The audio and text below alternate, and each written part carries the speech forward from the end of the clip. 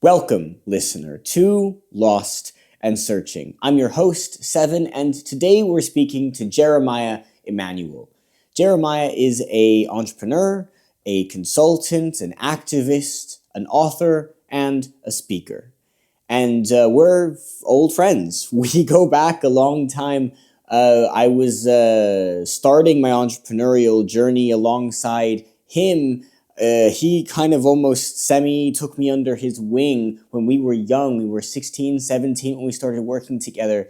And he had been mentored by some really incredible people. And I really wanted to learn. And so we started working together, and we just became fast friends and brothers from there. And he has had a number of challenges in life and a lot of learnings and experiences from those challenges and from those people that he worked with. And as a result, has also had some successes and some failures, some ups and downs in the business world and a number of other realms. He put a number of those reflections from the activism into a book called Dreaming in a Nightmare. And together we go through the lessons from business, as well as some of the hard truths about the world we live in, reflections for ourselves about what that means for us to show up as leaders, what our communities look like as a result, and what we want to see more of in the world, and a lot more. So, with all that being said, let's get into it.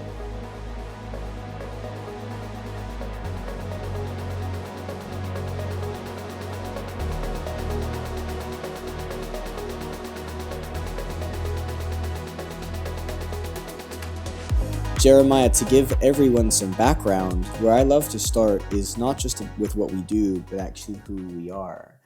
And for you in particular, you very passionately, honestly, openly tell your story and what life was like for you specifically growing up as a young child in certain circumstances. So walk us through your story, who you are, and what that childhood was like, how it impacted who you've become. Yeah, I touched on that question, who are you, in the book. Okay. And I remember there was an interaction with this incredible guy called Lord Hastings. And after we first connected, he emailed me saying, "Who are you?" And then I remember sort of emailing back, "I'm Jeremiah. How old are you I've at done this time? that." I would have been about 19. Okay. So, these are all the things that I've done.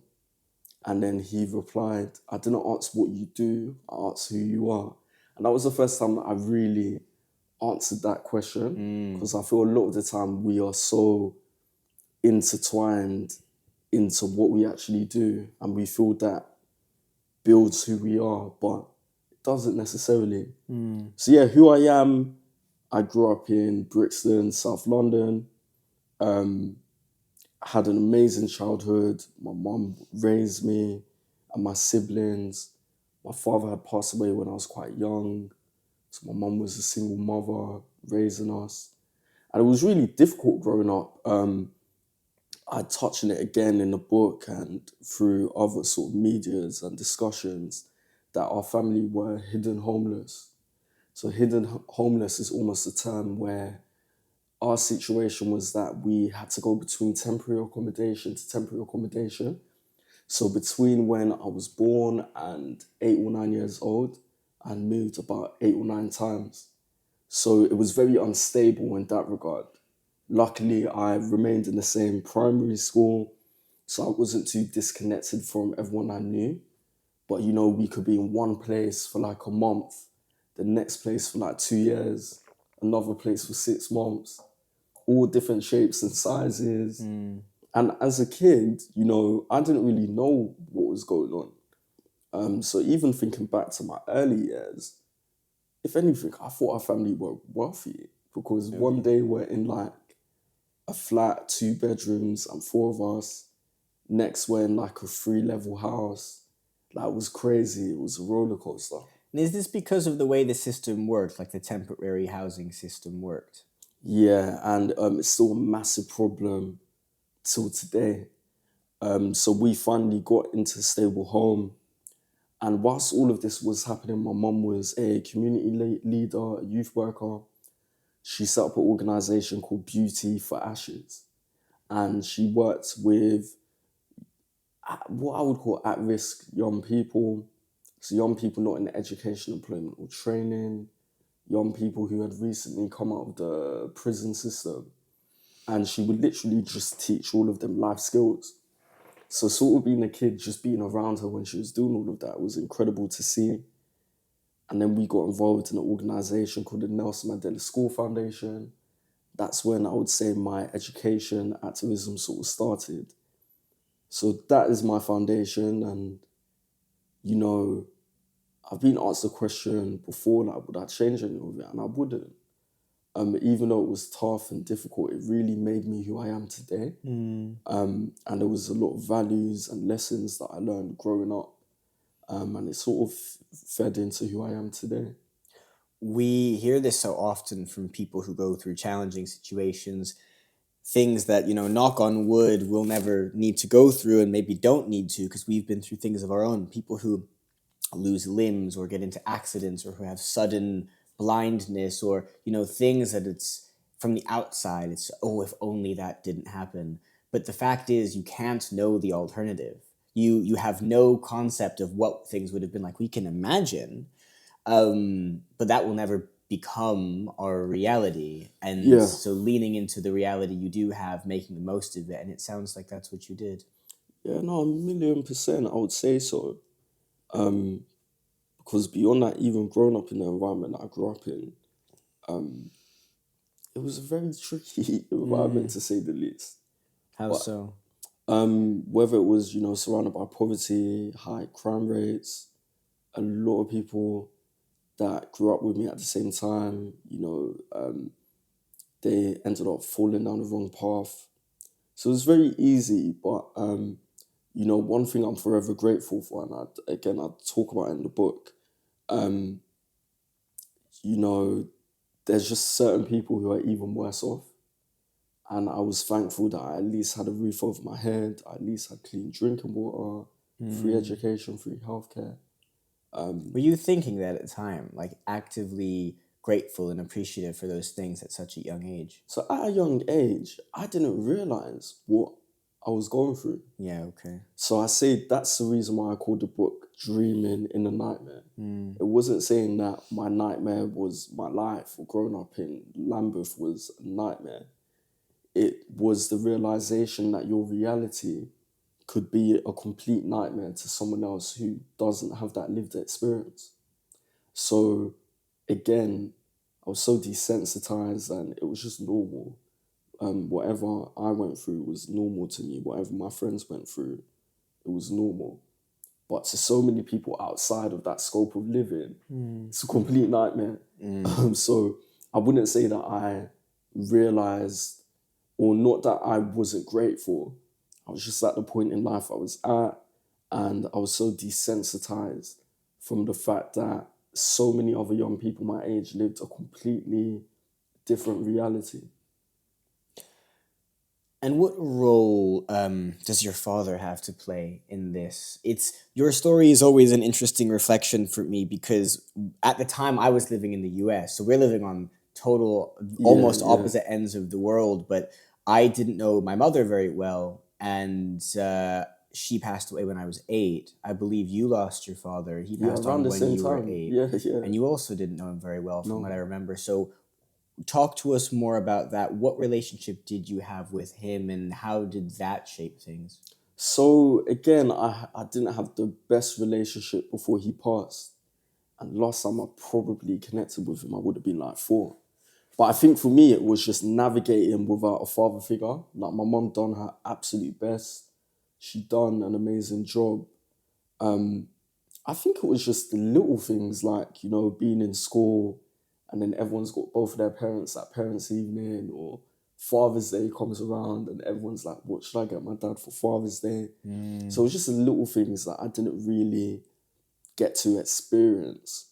But I was just thankful that I had a lot of mentors around me who, again, couldn't necessarily be the father figure, but they definitely filled the void.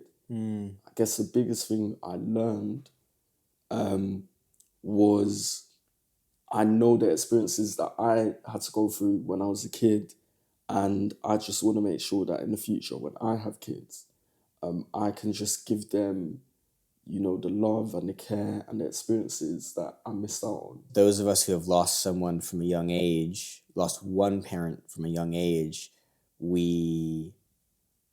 there's this sense of something is missing and we don't fully know what it is because, again, we can't know the alternative. Correct. There's a question, I guess, of, what do you make of it? I remember my first Mother's Day without my mom. Everyone's in school, like 9 years old. So everyone's in school, like making cards, whatever. And I'm just like, what do I do? I don't know. Yeah. And you just, in that moment, it is just the worst feeling. And of course it's going to be, but as you get older, go through that grieving process, and as adults, we can appreciate almost the responsibility that we have as a result. What does this mean for what I want in the future? And you've just touched on this. What is it? What do you want in the future? What does your vision for Jeremiah in 10 more years look like?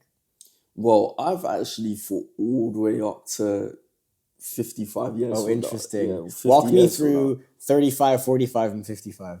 So I've broken it down into 25-year segments. Cool. So the first 25 years, I feel it's important for experiences, having fun, education, sort of like grounding yourself and discovering who you are. I feel like the next 25 years, from 25 to 50, is all about building. So whether that's in terms of business, whether that's in terms of family, whether that's in terms of, in my sort of scenario, thinking about generational wealth and the kids and the grandkids to come. And then from 50 to 75, my main objective is focusing on giving back. How can I give back to the world? How can I change the world around me? And, within those 25-year blocks, you will obviously have a crossover of all of those segments. But that is like the main focus for me until I'm 75 years old. That's interesting. Where did you get that? Have we talked about this before? Maybe. I remember coming across it one time and just saying to myself, I need to live my life like this. I love that. So there's a book up there that I haven't actually read yet from an author named Deepak Chopra. Yeah. I don't know if he covers it in that book, but he outlines a Hindu principle that I've started talking about because I love it. That mirrors actually exactly word for word what you've just said. So I'm like, either you've heard the same source, or because neither of us are Hindu. But anyway, and it's exactly what you've described. It essentially, he outlines that our lives, really roughly, are meant to be broken down into 4 stages: play and exploration for the first 25 years, building for the second 25 years, giving back for the third, and the fourth is preparing for death, which sounds morbid to us in the West. Because in the West, we have a culture of death is this scary thing we should be avoiding as much as possible. But actually, it's obviously inevitable for all of us. And there's a beauty in the cycle of life. And so we go through this process. Now, people like ourselves who maybe lost someone from younger need to grip with the fact that we ourselves and people around us will pass on eventually earlier than others. Those of us like ourselves as well who are working from younger and we're trying to build wealth from younger, we might do stuff that's in that second 25 block, in that first 25 block. And so things can blend, but really roughly that's the goal, is to be aware that those are your 4 major things, 4 major focuses at different stages of your life, and that it's okay if you're not doing some of that at other stages. A lot of younger people, and we'll talk about this a little bit more later, a lot of younger people, I think, beat themselves up if they're not internet millionaires by age 21 or whatever. And it's obviously really challenging because you're not supposed to be building, you're supposed to be playing and learning and exploring. And it's interesting that you've aligned your life to that. I love that because it's just specific enough to give you guidelines of what you want to be focusing on without being so specific that you're set up for failure or that you're setting yourself up for challenges later on. You know what I mean? Yeah. That's really interesting. How did it feel to put those in place? What have you been doing differently since? I think now that I'm 25, streamlining a lot of the things that I'm focusing on, learning how to say no, and just actually creating a long-term plan. I feel a lot of the time it's like if we haven't achieved things within a 12-month period, we think that we're failures. But But if we continue working for the space of 10 years, imagine the growth and success that can come from that. Compounding interest, yeah. Exactly. The eighth wonder of the world. Exactly. So Love it. that's sort of what I focus on. I love it. Talk to me more about those mentors in your life. I think mentorship, find a mentor, these are pieces of advice that get thrown around a lot. A great mentor is a real privilege. It can be challenging to find great mentors. And a lot of people, maybe it's just our society, don't necessarily want to mentor or be a mentor. Talk to us about some of those influential figures for you. Who were they? What did you learn from them? What impact did it make? And how might more of us find folks like that? I think my earliest mentor, and I've had some incredible mentors, but my earliest mentor was a guy called Soye, Mr. Briggs. He ran the Fulham FC like community program, or like academy program, and he was my next door neighbor. And I remember wanting to run for my first sort of like election within youth politics, to become like a member of the UK Youth Parliament. And I remember one day just knocking on his door and we started talking about it. And this guy who just saw this kid who lived opposite him going into the house from time to time, just literally decided to step in and help. So I remember he was handing out leaflets with his team at schools. He was like advising me to, you know, put videos together. And that was like my earliest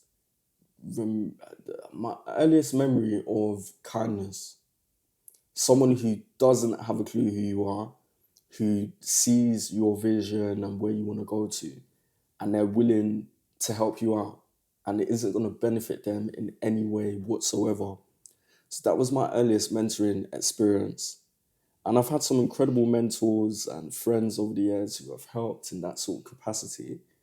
And I would say the biggest thing that I've learned from all of them, across all of them, is integrity. Integrity is super important. What is it? What is integrity? Just keeping it real. That's the easiest translation. Just being real to yourself, being real to others, and being real to whatever you're working on or working towards. Respect is another thing that I've learned from my mentors. Loyalty is another thing. And that's another one, loyalty. What does loyalty really mean?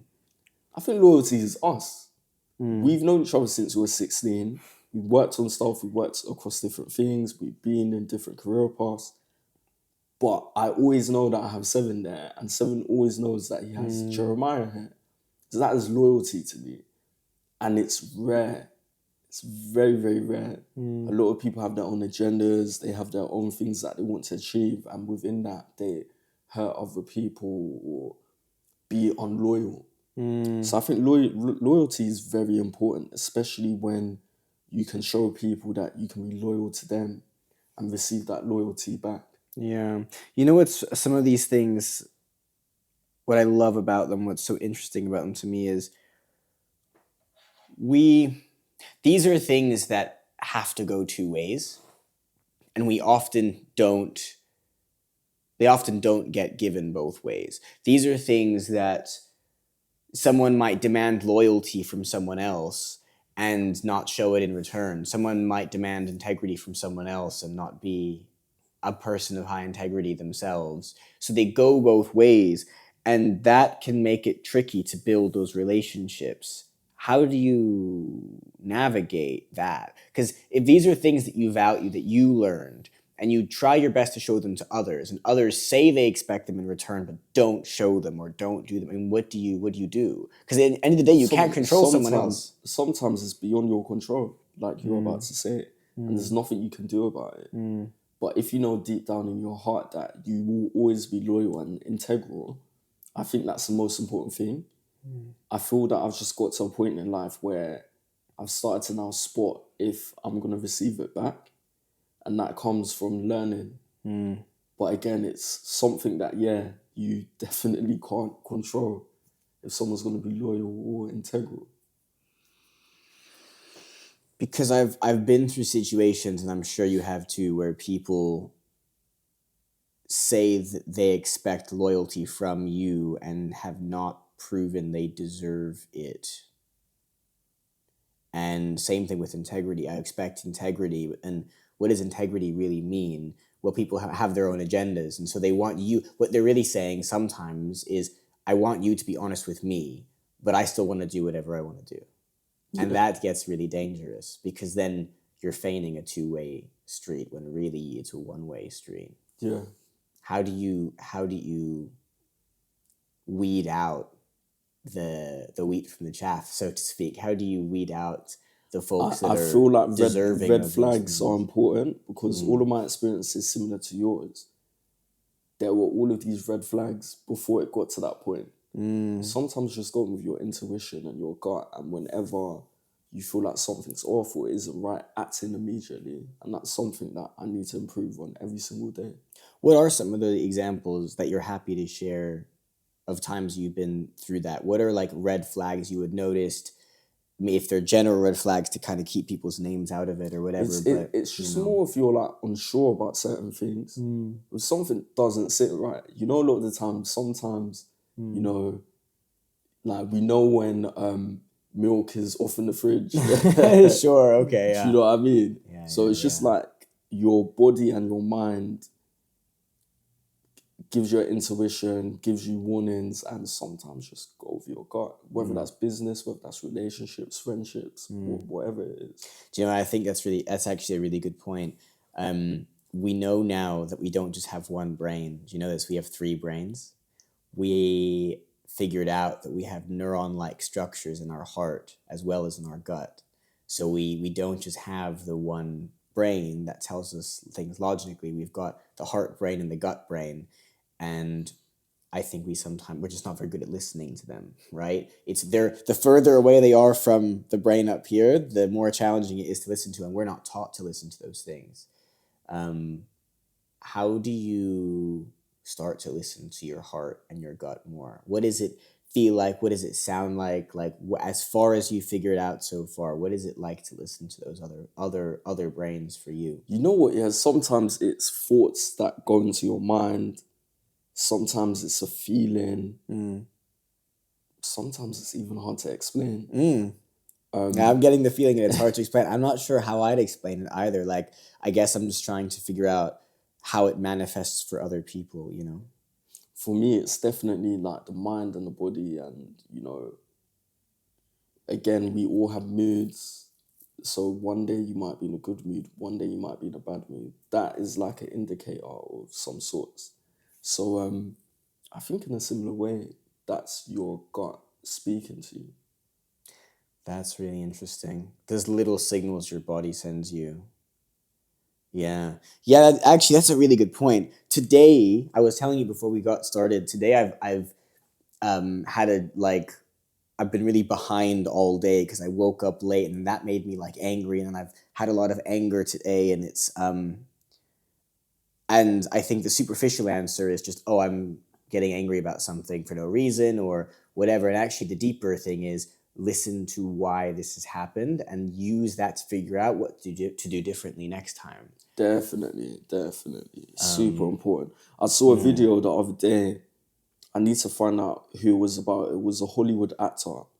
And he actually had a dream that he had a brain tumor. I've heard Went stories to the like doctors, this, yeah. And they were like, nah, like it's nothing. He then went to another doctor, got a brain scan, and there was a tumor. So obviously it got fixed and whatever. It was massive Hollywood actor. This was before he was the famous. guy who plays Hulk. Yes. Yeah. I'm forgetting his name now. I forgot his name. We're terrible. Yes. Yeah. And he it was and it was like behind his ear. So I remember this is crazy. Yeah. And I've heard all kinds of stories like this, but I think especially in a city like London, let alone the West in general, we are such a physical matter society. We ignore these things because they start to sound almost like spiritual, and so we take them for granted. But our body's actually got incredible ways of telling us stuff sometimes. Yeah. At this point, you're learning these things from these mentors. You're a teenager. You go on to get into youth politics and start your first organization. Tell us a bit about that. What was that? What was it about? What was it like? And what did you learn? So youth politics was interesting. All of us who were involved literally felt like mini MPs. So I remember at UK Youth Parliament, I was at MYP, and we would take over the House of Commons once a year in a televised like debate. And then as young mayor of Lambeth or deputy young mayor, we had like a budget of 25,000 a year.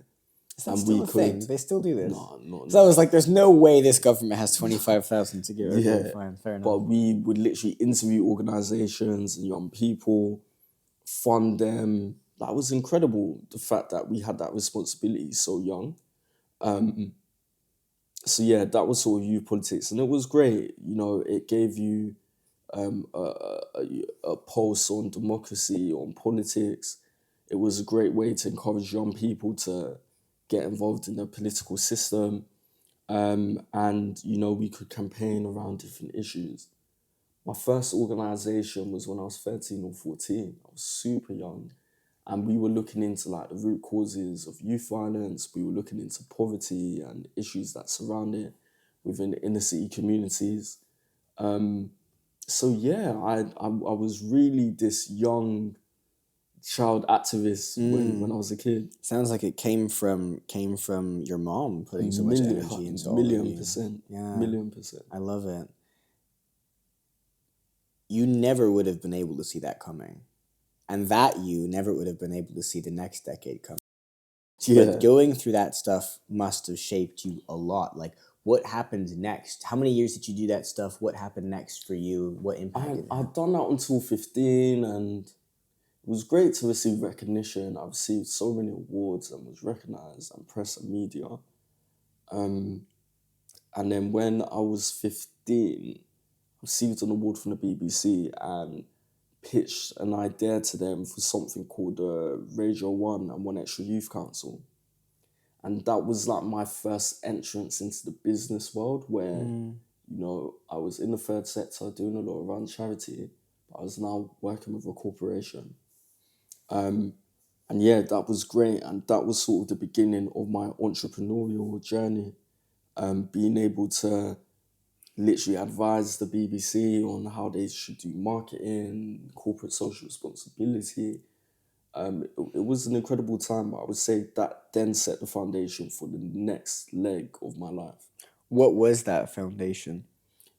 Just understanding that I could be passionate about certain things and also monetize at the same time. Yeah, absolutely. So yeah, that was super important. And it was at a time when social enterprises still weren't really a thing. But it was like, I'm finding a way to impact, but I'm finding a way to get paid. And again, even up to that point in school, we learned nothing about business. Taught less of even being an employee at a company. We knew nothing about tax. We knew nothing about VAT. We knew nothing about insurance and all of these. You learned it the hard way, though. Exactly. I love that. And then what do you go on to do from there? So at the same time, I started getting involved in the music industry. So another one of my mentors, Tiny Temper, sort of took me under his wing and opened up a lot of doors, a wealth of opportunities. How did that happen? I met him through the BBC. And again, another example of someone who didn't have to do anything with me whatsoever, but just decided to help in any way that he could. And that's what I think is great about mentoring. I don't like mentoring when it's like forced on people. But when it's natural and it's like, I really want to help this kid, it's important. Hence why I mentor a lot of young people now as well. And so you're learning about that industry. So you're almost learning about two very different industries at once. And you're juggling this alongside school. Yeah. How is that? What's that juggling like? You know what? Me and my head teacher had a great relationship. Really? Very good relationship. The opposite of most kids in this. Yeah, like city. Literally, I was the one knocking on her office door and we'll literally sit down and talk for like an hour. But she was super supportive, and I feel without her, Mrs. Sims, I probably wouldn't have been able to get away with a lot of the stuff I was doing so young. Like, even if it was like, maybe it was like a super important thing at like Downing Street or like Parliament or whatever, she would allow me to like attend it if it was during the school day, but I would definitely have to catch up on any work that I missed or like stay at school for longer. So I think having that support network and amazing teachers like my drama teacher, Mr. Wong, I see him as an incredible mentor. He was like a father figure almost. Like, me and loads of my friends went to all boys school. You had Mr. Reed, you had Miss Walker, you had Mr. Melvin, you had Mr. Thomas, you had Miss Fox. Yeah, we just had so many incredible teachers. So I feel without them, hands down, I wouldn't be where I am today. And where would you say you are today? The end of this timeline up till now. Today, I'll say I'm at peace. You know, again, like you said, I went down two different paths, sort of consultancy around connecting with younger audiences and the music industry. Both went on to be very successful like ventures. It had its ups and downs, but it kept me going all of these years.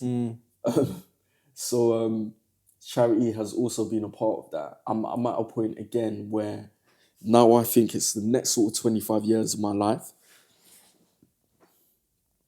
and figuring out, you know, how do I build from now on? How do I streamline?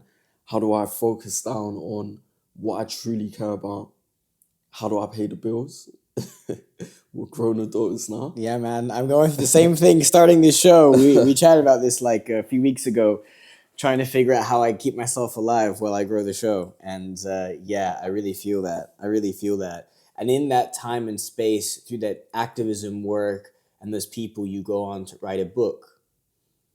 You mentioned it's called Dreaming in a Nightmare. What does that mean? What is it like? You told us like this is what it means, but that's still a misnomer in my head. The work I do is around language and the use of language.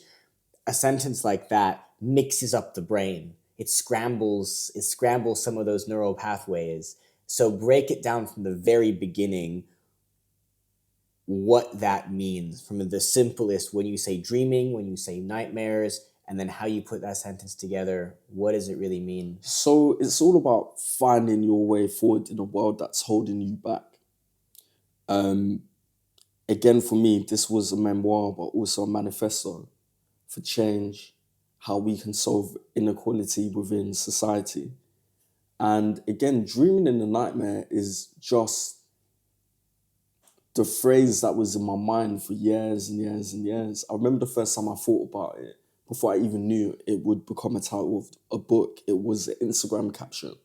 Okay. And I was in Corsica, sat on the rocks by like the sea, and it was this picture of me looking into the sunset. And I remember I captioned it dreaming in a nightmare. And for me, it was just a summary of my life. Because again, I got to a point where I'm entering these rooms that are completely different to the world I grew up in. I mean, I'm traveling all over the world. I'm around super, super successful people. But then I fly back home into my same environment that is the complete opposite. So dreaming in the nightmare for me was just a phrase that I thought encapsulated that. I almost felt like I was in a lift, but like stuck between two floors in a way. And why did that caption come to your head at that moment? Like, did you know that I'm going to be flying home to an environment that's so different to that? And how did it make you feel? Yeah, like it was crazy because again, I would be in 10 Downing Street and then I'm going back to my area and there's all of this craziness happening. So it was like the complete opposite. And that came to me at a point where I would say I was at the height of being in some of the rooms that I was in, adding value in whatever way I could. And again, life was just the complete opposite. So it felt like a dream. I was just in a completely different dimension. And, you know, I gave the example of the first time I went on a bus route in London called 345. It starts in South Kensington and it ends in Peckham. The first time I went on that bus route from Peckham, start in Peckham, you go through like Brixton, you get into Clapham. That was my life and everything I knew up to that point. This was the first time I actually went out of my area within London. I remember crossing the bridge, you get into like another part of Clapham, you cross the bridge into Chelsea. And it was just a completely different world. But this is like a 10-minute drive from where I grew up. Yeah. So I think for me, it was just the division and almost like we were living in different timelines with different people that we cross paths with every single day.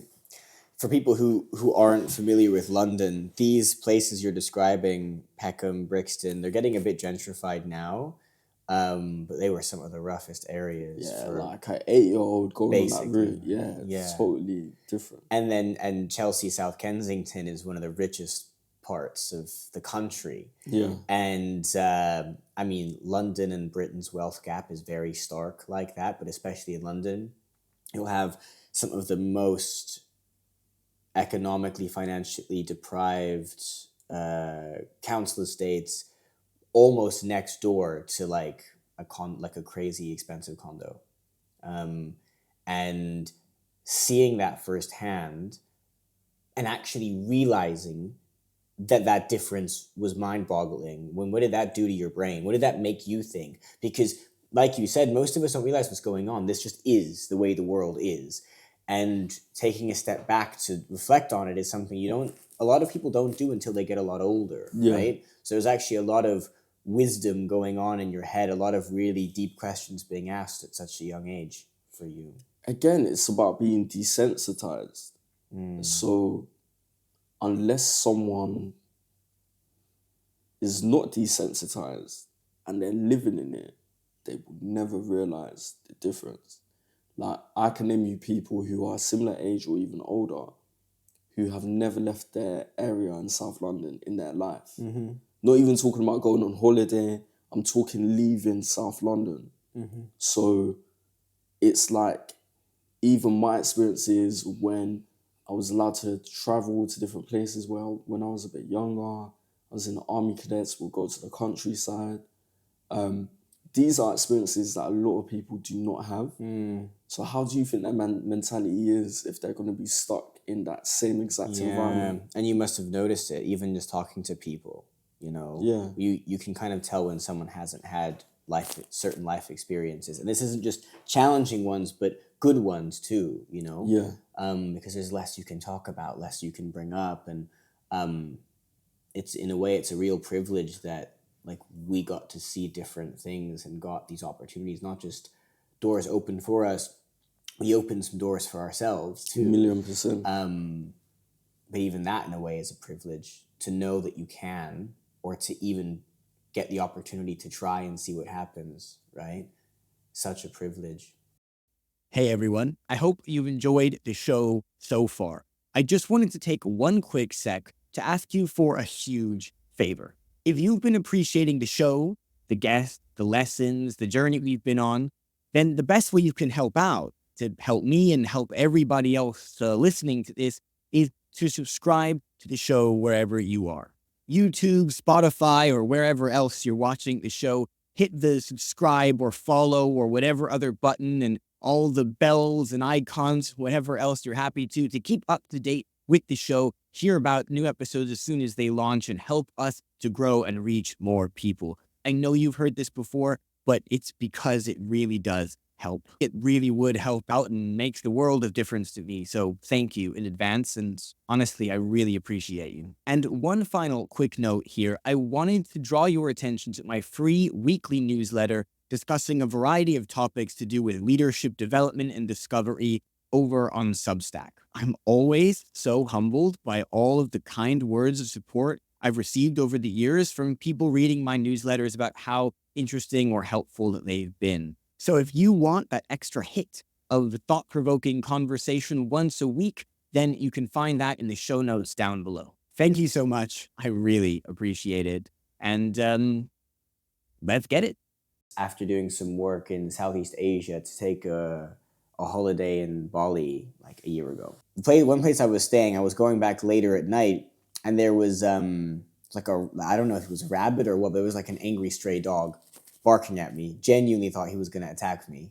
And I managed to keep it calm and kind of walked on. And I remembered, I reflected on this the other day because I remembered it. For some reason, I remembered it. And I went, this street that I'm on, this dog, people living not far from here think that we're going back to London to live the dream. But people from London are coming here to live the dream. So what is the dream? Yeah. Does that mean it's we label the dream for ourselves, we label the nightmare for ourselves. Someone who could be super comfortable living in like their, several $1 million apartment, and a nightmare is like camping. For some people, they love camping. It's all down narrative. to perception. Yeah, and it's all relative to the individual. So again, I talk about the fact that dreaming in the nightmare could appeal to someone who's even more well off than me. I gave the example of a couple who were really, really wealthy, and their nightmare was that they couldn't have children. I gave the example of when I went to Senegal, there was a landfill, a young mother carrying like a 9-month-old baby on her back, picking up materials to recycle.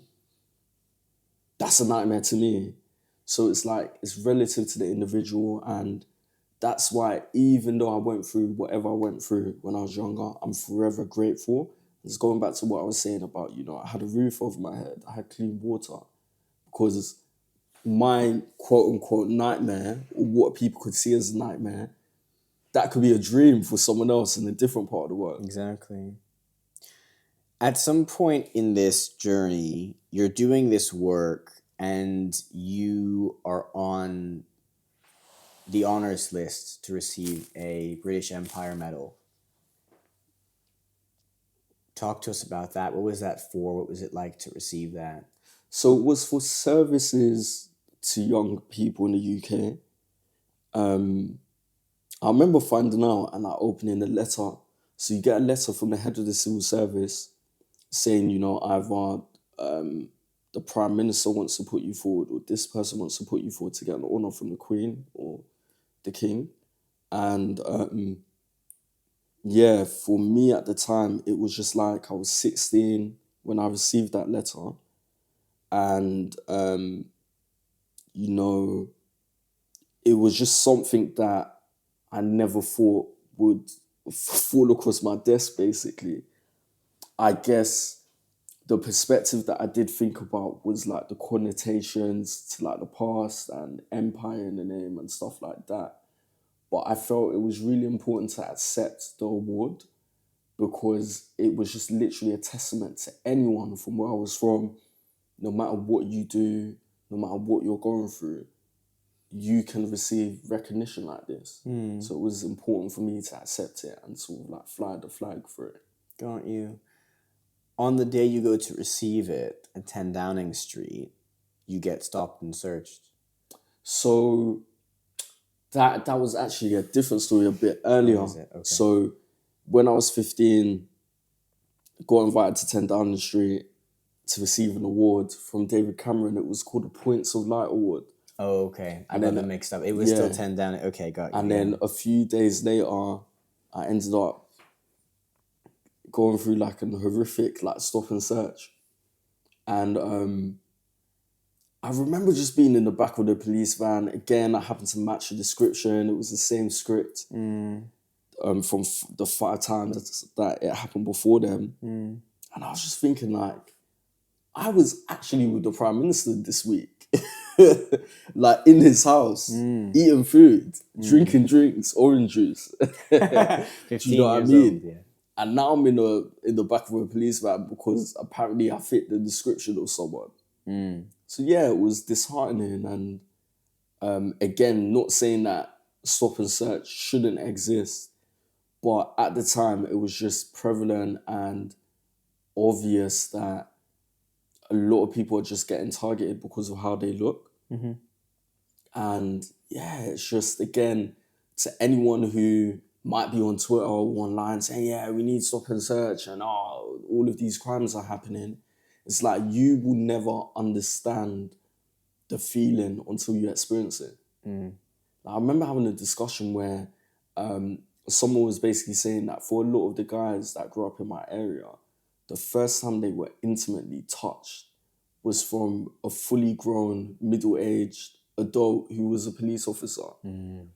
And when I really thought about it, I was like, yeah, like that's crazy. Like again, one of the many experiences growing up in Brixton, but it's not a good experience. And at the time, I just felt very like violated because, again, a couple of days before, I'm getting praised and I'm with the Prime Minister. A couple of days later, stopped by aggressive officers because I fit a description, and I'm now in the back of a police van for however long. I mean, it's humiliating and disheartening, regardless of the fact that you had just been in 10 Downing Street. But it's even more stark the causes of the prevalence for particularly young Black men in your area, right? It's like this isn't based off of any logic or reasoning. And that brings me on to the first of a few of the things I want to talk about today, talking about the scope of dreaming in the nightmare, of the nightmares and the dreams that we have, and these narratives and experiences, and some of the things that I think we both feel really strongly need to be looked at and changed or improved for young people. And from my perspective, young leaders, keeping in mind young people are the future, right? And those leaders we're seeing rise up are younger people in business or politics or communities. Some things need to change. And the first one I want to talk about is justice, right? You're talking about the justice system, a very particular part of it, a window into what it looks like. And I wonder if it's really changed at all in that last, 15 years? Yeah, I mean, certain things will be hard to change. Like, again, a lot of the things that I encountered growing up, the generation before me encountered. I think where difference has to be made is the people who are decision makers need to stop talking and actually they need to start putting in action. Like, you see, when I was doing the activism stuff, the reason why I kind of slowed down a bit is because I'll be on all these panels, I'll be with all these decision makers. And I think it got to the point, like 4 years in, where I was having the exact same conversations. And there's something that I always used to say: change is a word, but we need it to become an action. Because, again, I found myself around across these tables and we're talking, but nothing changed. So, yeah, there's still many issues with the justice system. And again, I just hope that some of the new decision makers can hopefully actually start putting in work and thinking long term, and also speaking to the people that are affected by these issues, which is important, but actually working with them on solutions and actioning the solutions. Well, this brings me on to the second one, which is politics. Is politics leaving too many people behind? Correct. Why? Because, number one, if we're saying leaving people behind, when it comes to young people, we're in a bit of a loop when it comes to politics. The government will not propose to do things for young people unless young people have the voting power. And young people don't have the voting power unless more of them go out and vote. So it's a bit of a loop where we just can't get things out of the government unless more young people are engaging with politics. And it's sad to see. I mean, if I was in government, whether 1% of the votes came from young people or 50%, so you can cut it. If I was in politics, whether 1% of the vote came from young people or 50%, I'm still going to think about the next generation. But again, that's politics for you. So that's why I feel politics is leaving, if we're talking about our generation, behind. There's a principle in Robert Greene's Laws of Power, so 48 Laws of Power, which is also up behind us for anyone watching the video. One of them in there is really roughly something along the lines of don't change things too quickly if you're going to change them at all, because people don't like change. And I feel like politicians have this like unspoken acknowledgement of this rule, of this law, that they go, okay, well, if we're going to change stuff, we're going to change just enough to make it seem like we're giving you what you want, but we're going to do it slowly enough that we don't have to change too much at once, so that if something goes wrong with the change, we're not blamed for it and things like that. And I wonder if that's just stacked up, and now there's just too many things that need to change all at once. Yeah, no, very, very true to a certain extent. But again, it's taking it step by step, figuring out what the issues are and actually actioning. I just do not feel like there's a lot of action. That's my issue. What's with the number one politics. action you think could be taken tomorrow that would make a significant difference? For young people, it's opportunities. And don't get me wrong, I'm not saying there's no opportunities for young people. Sometimes it's down to us to actually go out there and look. But it's preparing young people for life. Because a lot of the issues that adults have now, if they were educated on certain things when they were going through the school system, we wouldn't have a lot of the issues that society faces. So again, even when I was talking about business, or even down to interpersonal skills, or even down to the stuff that we have to do on a day-to-day basis, I feel like a start is getting a curriculum for life. Because again, by the time these young people are adults and members of society, we've prevented them from being affected by many of the issues that appear later down the line. It feels like there's only so much that a young person can do if they feel so disenfranchised. Like the opportunities that you had when you were younger, points of light system, young mayor of Lambeth, a lot of these things have disappeared. When we were teenagers, David Cameron rolled out all of this like cut to youth services stuff, and what was it, youth centers and things like that. And with a lot of that being gone, it disenfranchises people. I'm a big believer in making opportunities. What I've noticed is that takes confidence, and confidence requires evidence. How can we build that evidence for ourselves, everybody? How can we support other people around us, folks who are disenfranchised, younger people, etc., to build that evidence for themselves? Because often, like I often say, we don't change other people, we help them change themselves. But ultimately, because you can't control someone else, all you can do is influence what they're thinking about, how they're thinking about it, so that they build their own evidence. What do we need to be giving them more of? We, as in all of us, everybody. So I think the answer to finding the opportunities is helping them with the confidence. And this is what I'm saying about the education system. If we can actually work on some of those skills within school, so that we're not just judged by results and memorizing for exams, if we're actually given skills to teach us for life. There's an amazing school called School 21. Okay. Do you remember that school? No. They teach all of their kids interpersonal skills. And if you go to that school or meet any student from that school, the confidence, their ability to even maneuver within conversations, it's absolutely extraordinary. I remember the first time I witnessed it. So it's just taking models like that, putting it into the school system, because again, you're right. Number one, a lot of these opportunities are gone, but there's still opportunities out there. We have platforms like social media. In my time, social media as it is now wasn't a thing back then. So it's like, how do we encourage all of these young people to have the confidence to actually get out there? And I think the solution to that is education and school. A lot of us didn't have, and a lot of young people now don't have that level of educational quality. Is education failing us? I wouldn't say education is failing us. I would say the school system is. So education systems. Yeah, when I'm talking about the system, I'm talking about the state school system. Okay. Because again, my friends that went to private school, they do not encounter any of these issues I'm talking about. Okay.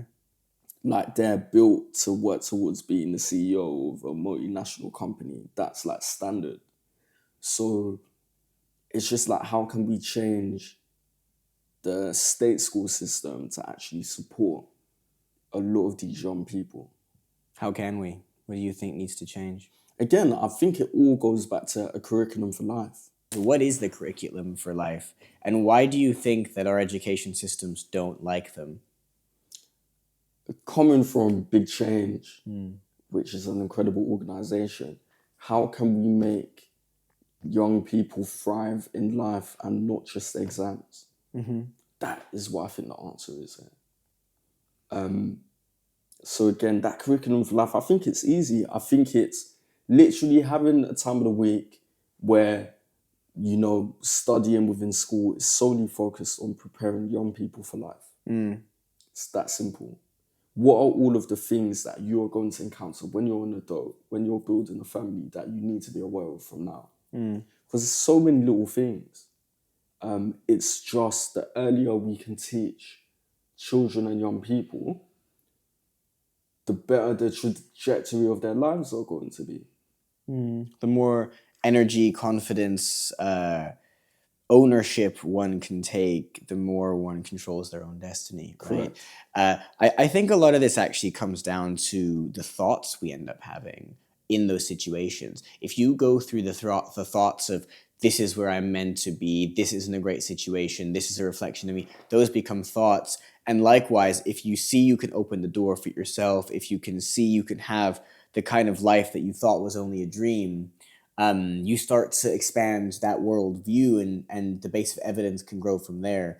There's a beautiful quote I pulled out from an interview with a Shaolin master named Shi Heng Yi, and he said something along the lines of, be careful of your thoughts because your thoughts form your words. Be careful of your words because your words form your, or create your actions. Be careful of your actions because your actions form your habits. Be careful of your habits because your habits become your character. Be careful of your character because your character determines your destiny. It's this pathway that understands that at the root is what is taking place that is affecting what's going on in your head.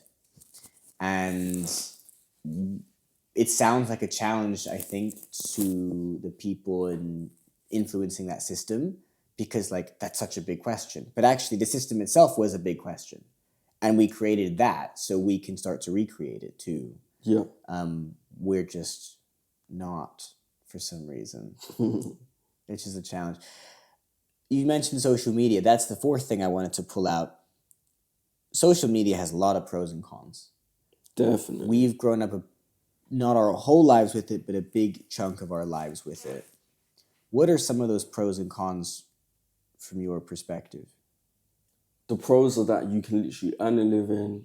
Social media can change your life. The cons are that our attention spans, I see social media as like junk food. It's shortened the attention spans. It's really difficult to focus. You're constantly pushed with advertising. Yeah. So yeah, it is a massive problem. For me, speaking of myself, I've learned to have a balanced relationship with social media. Okay. I can't avoid it because of the work that I do, Yeah. and I have to use it as a platform.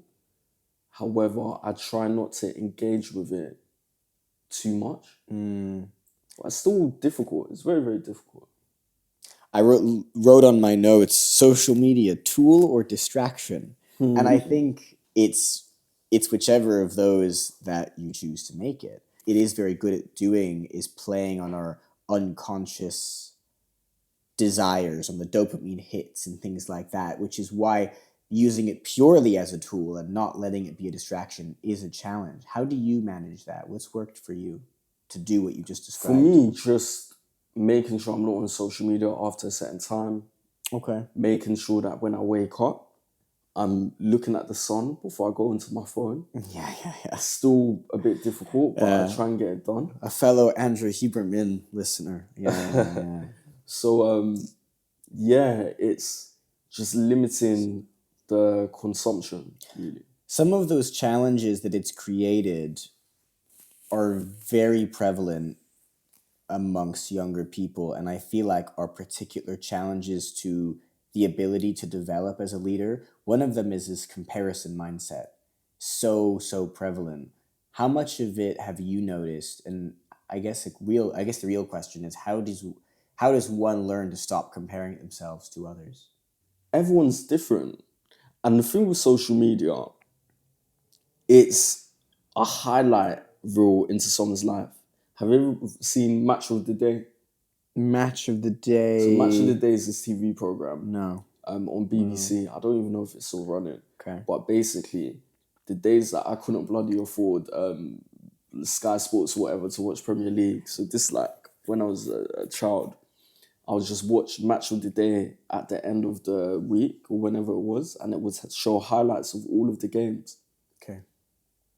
Those highlights don't show the full 90 minutes. So all of the tackles and the fouls and the cards and all of that stuff, you're not going to see it. So it's the same with social media. It's little tiny snippets into different people's lives. So imagine having a 24-hour day, seeing one photo someone's posted on Instagram, comparing yourself to that person, thinking this person's better than me. This person's living this life. If this person can live this life, I can live my life like this too. It's very, very dangerous. So I feel when people learn it, it's very hard to unlearn. And I'm not going to say I've never compared myself to anyone, but I can say for free, as a fact, I do not look to anyone else for validation. Like, I do not give a toss. I do not compare myself to others. I've come to the conclusion that I am on my own journey. And that's all I need to focus on. And one of the things I think helps you with that, whether you've realized it or not, is having that future you, that you in 25 years, and another 25 years, the you in 10 years, because you have the only person worth comparing yourself to already visualized as your future self. And that's the pathway you're on, and it's physically impossible for you to be on any other pathway. Correct. The saying I've used a couple times at the show, I was taught a few months ago by a wise man I was speaking to, and he used the comparison of trees. So let's say there was a beautiful apple tree over there in the distance, growing really healthy apples, big and strong, and you were a baby tree, and you wanted to be like that apple tree, and you put all your energy into being like that apple tree and growing into the apple tree. But when you grew, you were producing oranges instead, or anything else. Suddenly, you've compared yourself to a different tree, and that's an excuse to beat yourself up, but you've tried to be the wrong tree. You've not tried to be the tree that you are. You have tried to be a tree you have compared yourself to that is someone else's tree, someone else's fruit to bear, instead of focusing on producing your fruit. We are not all the same tree. We are different trees. We will grow at different paces. We will have different fruits to give to the world. And there is no point in beating yourself up for not growing fruits that you were never meant to grow. Wow. That summarizes it then. That's the feeling I get when hearing what you're talking about. Because it's such a concern that I have, partly because it doesn't go away. You know, it's challenging enough that it impacts young people, their mental health. If it never goes away, then as you get older, you just continue beating yourself up. And the thing is that where attention goes, energy flows. So if your attention is on beating yourself up, you're losing all this energy to create whatever that future is that you actually wanted. And so ironically, you're not even helping yourself out by being so harsh on yourself. As a result, if you want something in the world to change, you have to be focused on whatever is going to actually get that result. That's a leader's job, in my perspective, is to get a result, to galvanize other people to get a result at its simplest. Correct. From my perspective, personally, that's how I define it. And you can't do that if you've wasted that energy being angry at people, or angry at yourself, I should say. One of the things that anger has led to through social media as the medium for it is cancel culture. I think it's really prevalent, and as a result, it takes us away from nuanced conversations and leads to lots of anger that is unhelpful. Walk me through your understanding of cancel culture. What is it really, and why is it so dangerous? I think beyond the term cancel culture, social media is just so dangerous, especially with like all of this artificial intelligence and oh yeah. So your book came out before that shit was even happening. Yeah. So like, it's even crazy, but yeah, like so much has happened so fast. My take on it is, again, just be careful what information you consume, because sometimes you might not have all the facts. It might be generated on social media, the amount of fake news, as they say, and it leads towards this whole cancel thing. Sometimes it's for the right reasons, cancel culture, and I'm with it whenever it happens. If someone's done something bad, they should definitely be punished, especially in the public eye. But just with the rise of artificial intelligence, I am scared. I am scared that this thing is going to be so advanced, I'm going to watch videos online thinking that it's fact, or watch a news clip thinking that it was on the BBC. So that's what I think we really need to start thinking about. Is being aware. That's a really good point. Because in a world where cancel culture exists and it's so easy to cancel or to get canceled, relatively speaking, that someone could create a fake AI video, and that, if enough people believed it was real, would use that as the excuse to cancel that person. You could be offline for a couple of days and suddenly your career is ruined and not even realize it. Yeah. Because someone wanted to attack you using an AI video. That's really interesting. I've come up with something in this conversation, so it's a very nascent thought, of what in my head I'm kind of calling the kindness versus coldness spectrum, where we're in this world where where as a result of everything being so online, so comparison, so noisy, so easy to access, everything is so much of everything, that the kind of story you described earlier of these mentors or pseudo mentors, people who were just kind to you, they were just they were inviting you in. That first person you mentioned at the beginning who was just showing you how things were done just for the sake of it. He was just helping out the community. This was everything was being done online. Now, I don't expect to go anywhere in somewhere like London and for kids to be safe, for there to be responsible adult figures who are just helping out the kids in the local community. You just don't expect to see all of it. And that's only, 20-ish years has gone by? It scares me that we live in this world where we claim we're so much better off. Perhaps that's the dream, and it's actually revealed a bit of a nightmare, which is that we're so cold. What's your perspective? How do we navigate this world? We just live in an interesting world. You've got to take it one day at a time. I think what I picked up from that, it was what I was saying about learning how to say no. Because the element of why people say yes and why I say yes is because of kindness. And saying no, to me, has always felt cold. But you need to have that balance between, is it really worth saying yes to everything, and splitting your time between things and benefiting other people when they're not benefiting you. So there almost has to be a balance, but it's really difficult to navigate. I suppose it all goes down to an individual level. Since releasing your book a few years ago, highlighting some of your activism work, we both moved on to a number of different things in business. For me, one of them is this. For you, what's it been? What have you been working on? So I'm solely focused between music, media, and tech. Okay. So on the music side, working with an incredible artist called Travi from Ireland, who achieved a #1 album, also with Els, who's another artist from out there. So working on building him, been working with Liam Harris, who's an amazing producer, singer-songwriter Jude Moore, artist K2B, who we're both familiar with. So yeah, over the last sort of like 2 years working across that, media, doing sort of long form content for social media and working with different brands, and tech, this incredible marketing platform that I've had the privilege of building, and I'm super excited for it to launch. Think Pokemon Go, but for brands. So Okay. run around, scavenger hunt, capture different prizes and rewards from the brands that you love. Between these different things, how are you managing your time?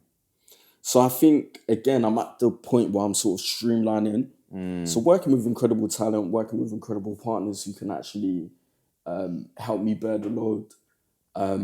But again, I think delegation is super important, and something that I didn't learn until quite recently. A lot of the time I would think I'm the best for the job to get everything done and I know everything. But sometimes it's just taking a step back, finding really talented people who are better than you and just delegating. And where does the marketing side play into this? Like, if we reflect, really, a lot of our careers have been about marketing or around marketing, right? Yeah. Marketing is telling narratives. So where does marketing play into it? What are you trying to do to that industry, and why? So what I'm trying to do is connect those 3 areas together. So all of them sort of work in sync. So the music side links into the content, TV and film, and the music side link into the marketing because you have to market them. So it's almost like this triangle where everything connects. So I don't really see it as like 3 separate things. I see it as like one thing that is interconnected. That's interesting. You're trying to build an ecosystem of products. Yeah. How, if I was a business, let's name, I don't know, a random client X of yours, fairly big company, whatever, how would I interplay with all 3 of these elements? How would it work for me? So again, it's rather than getting 3 separate clients with the 3 separate arms, it's finding one client where we can connect everything together. Okay. So for example, let's say we're working with a client on a marketing campaign. We've got the technology that we can tap into for the campaign. We've got the content that we can film and produce around the campaign. And we've got the music and the talent to actually put the music into the campaign and also promote the campaign. See, I think that's really interesting because what you're creating is an ecosystem of value as opposed to just a product you're trying to sell to someone. Yeah, like it's think much more about a in-depth. conveyor belt. A lot of companies offer a service, but that service is part of multiple services that a company would need on a conveyor belt. All I'm doing is connecting the dots so that we have one conveyor belt and we can provide all of the services in one. Okay. And the benefit to me as the client is? You work with the best people who know how to do all the best things for all of the things that you need. Yeah, it's a more holistic thing that I just kind of get all at once and it's easier to do. And so now you're on this path, putting these elements together, reflecting on your whole journey. You must have learned some new things from that. I mean, trying to build an ecosystem of products is much bigger than one service for one client. You know what I mean? What have you learned? Definitely. What I learned is it's better to find a link into all of the things that I'm passionate about rather than trying to build separate companies at the same time. So I sort of got to a point where I now understand there's actually a way to link everything. So it now keeps my focus in one place. Whereas before, even when working with you, I had the music stuff, I had the consultancy stuff, I had the tech stuff, I had the marketing stuff. It was like so many different companies. Yeah.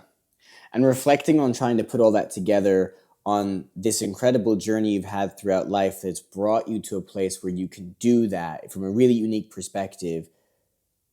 really simply, as we start to wrap up, I want to know from your perspective, what is your definition of leadership? What does leadership mean to you? Leadership is funny. We literally had this conversation yesterday when I was at an event. So what sort of came up was self-awareness, integrity came up, courage, discipline, selfless commitment, respect. I would say all of those things make up a good leader. An ecosystem of character traits. Talking about an ecosystem of products, the leader is the product, which means for that to work, they need to be an ecosystem of character traits themselves. Mm-hmm. And a lot of those are the things that align with the values that you talked about earlier on. So I can kind of see the link there for you. In this conversation, did other people like disagree with that, or was that like an amalgamation of stuff? It was an amalgamation of stuff. Interesting. Yeah. Because this is one of the things I'm trying to figure out through this show is different people have different definitions. We assume we've all kind of got the same definition because we don't often acknowledge that there is a distinction between leadership and being a leader, between the role and how you show up. How you show up is about that character. Mm-hmm. That character shapes that destiny. That's really interesting. What's, out of those like things you just said, what's the most important to you? Respect. Respect onto others is super important. Selfless commitment as well.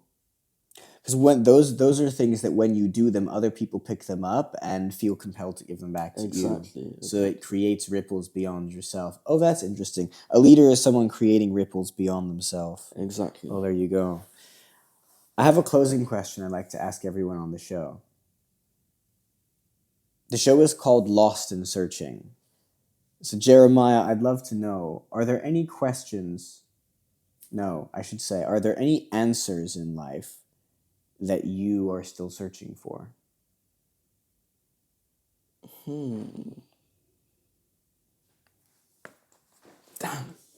Damn. It's a hard question to end off. Answers that I'm searching for.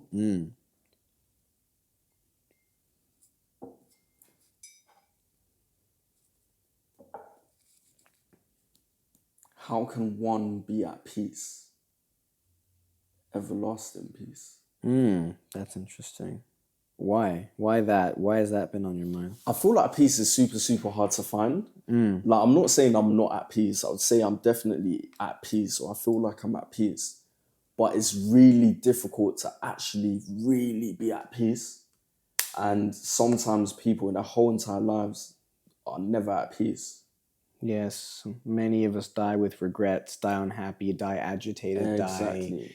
die not surrounded by loved ones. Yeah. Exactly. So that is what I would say is the universal answer for me. Okay. Got you. Or question that I need answered. Yeah. It's a good question. Is what does peace really mean? What does it mean to be at peace? Yeah. I love it. Brother, I appreciate you so much for sharing with me, for coming on the show. Show is quite recent. Had some really good response so far, but nonetheless, it's still very early days. So people like yourself who come on in the early days, I just appreciate it so much, man. Thank you so much. And reflecting on this journey that we've been on the last decade, it's crazy. Yeah. How many parallels between us and stuff like that. And it's just, I appreciate so much getting to reflect on it with you. Sat down like this today with the sun shining in my eyes. But anyway, I love it. Lots of love, bro. Thank you very much. Appreciate it.